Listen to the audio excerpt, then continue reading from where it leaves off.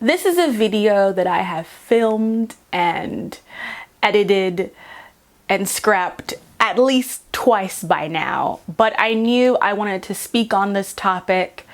I don't have a script in front of me, so this is all coming from the heart, so I apologize if any of it is messy. I have loved Harry Potter since I was a kid, as you can see by my Luna Lovegood poster, my wand from Ollivanders, and you can't see, but behind all of this is a Slytherin house edition of the Philosopher's Stone.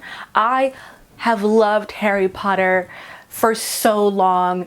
It was one of my first fandoms. It was one of the first, Draco Hermione was one of my first problematic ships. I read the smut with every ounce of my being, and I have spent a lot of my adult years dissecting Harry Potter, thinking about what it says about race and culture, and dealing with the problematic nature of a lot of things in the text. However, considering all that J.K. Rowling has been saying and what she has been doing, I have decided that I'm quitting Harry Potter. And when I say I'm quitting Harry Potter, I mean that I have decided to financially, creatively, and basically anything that could be giving Harry Potter any attention, to take that out of my day-to-day life unless I'm covering it for like a journalistic reason on the Mary Sue, simply because I do not want to support a woman who is using her power, her clout, and her authority as a children's writer to propagate this transphobic language and drivel into the internet. And as much as I love Harry Potter, I love trans people more. And if I'm going to say that I'm an ally to trans people, it cannot just be when it's convenient, when it is easy. It has to be what I don't give my money to, what I don't give my time to. And the fact of the matter is that, as Lindsay Ellis put it in her video about Death of the Author and J.K. Rowling, there is no way to separate J.K. Rowling from Harry Potter at this point. I mean, Harry Potter and her have the same birthday. Hermione Granger is her favorite character, and there's almost no way to read Hermione, especially when you get to the storyline about Spew and that maternalistic way that she talks and belittles the house elves while trying to elevate them, to separate that from Rowling's ideology that she's been spewing online. And as difficult as it may be for a lot of us, I think that if we say that we are allies to trans people, and what trans and non-binary folk decide to do in their own way is their own business, since they are the ones being targeted. I'm not going to dictate to them what they should do. For those of us who are cis allies, however, I think it is important that we show economic and social, solidarity. Don't go to Harry Potter World. Don't buy any more Harry Potter books. Don't do the fan fiction. I mean, Harry Potter fanfic has been so successful and prolific over the years. I mean, it is still, I believe, if not the top, one of the top book fandoms on fanfiction.net. It is beautiful, and I totally get why people want to reclaim it, why people want to say that it belongs to us, the fans, and that is a sentiment that I would co-sign if J.K. Rowling were less popular, if she were less powerful, if she were like a smaller, more niche author. I'd be like, you know what? Like, you're problematic. If she were like a Laurel K. Hamilton. So, if you want to problematically read the new Anita Blake, do that. But Harry Potter is hard to ethically consume. And I know that puts a lot of queer fans and fans period and fans of color who have done the work in trying to dissect and salvage as much of this fandom as they could. And that's work that we did, that we took on because we loved this story. We loved this world. We supported it. We believed in it. And I think that that was good work. And I don't think anything that she has done has invalidated that work.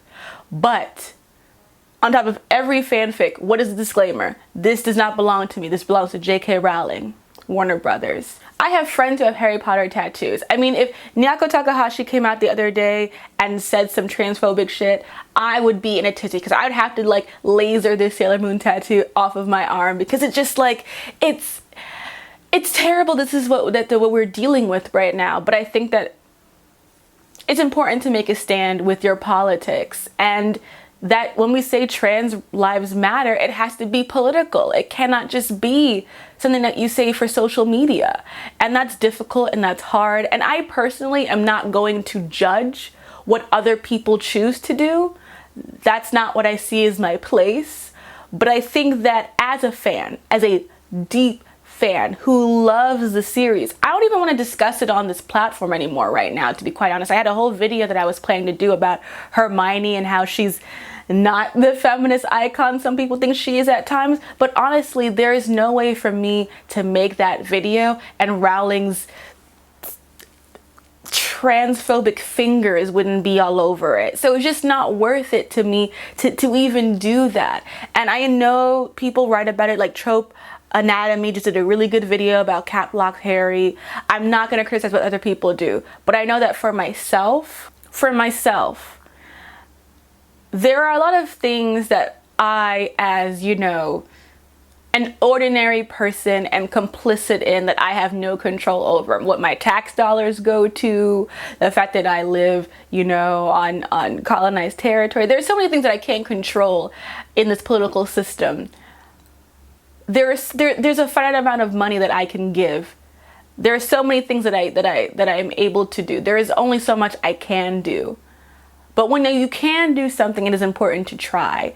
And the least I can do is not support a writer who spreads transphobic ideology and paints it as wanting to protect trans people and children and women in this disgusting way. And then the thing you said about people with autism, it truly is disgusting. I don't know what to do. And it hurts to say this on a shallow level, because I remember as a kid, I like wrote to one of those J.K. Rowling fan sites, and I said I loved her, because I did. I loved her. She was a role model to me. She's one of the people that made me want to become a writer. I'll never be able to completely detach my love of Harry Potter from her, but I can tell you, every time I look up in my living room and see my copy of The Beetle and the Bard, I want to throw it across the room. Like, the other day I was working, after I worked out, after I showered, I went to go get a t-shirt, and it was my Slytherin t-shirt. I didn't want to put it on. I didn't want to put on my Slytherin t-shirt.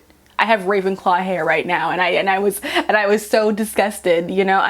There are so many writers that do the work, that are supportive of our communities, that I just do not see the point in supporting one who doesn't. I'm not interested in doing it, and as long as she holds the IP rights. And the thing about it too is that, like, there's been racism issues in Harry Potter for a minute, so I am very aware of that, and I've been on this boat of saying that J.K. Rowling ain't shit, because she ain't been shit for a while. This is the last straw. I think that's okay. I don't regret the money I spent on Harry Potter. I don't regret loving Harry Potter. I don't regret any single moment of joy that I got from Harry Potter is mine. And I keep that, and that belongs to me, and she can't take that away from me. But she's not getting my money ever again. Period. If every single one of us who believes that trans lives matter stop buying Harry Potter merchandise, don't support the future, you know, Fantastic Beasts movies, that we make those choices, that will matter. I do believe that. Maybe I'm just too much of a Superman fangirl, but I believe that. I believe that if we really believe in this issue, then we have to be political about it and make these choices. And this is my choice. Again, not going to speak, as I said probably 4 times already. Not going to judge what anyone else does, but I am quitting Harry Potter, and I'm okay with that. I've made my peace with it. I got my Tamora Pierce, and I think anyone else who wants to quit it, you will be okay. There are plenty of problematic faves for you to have. that are not transphobic. We will be okay. Our memories are still precious. One day I will absolutely wear that Slytherin t-shirt again, but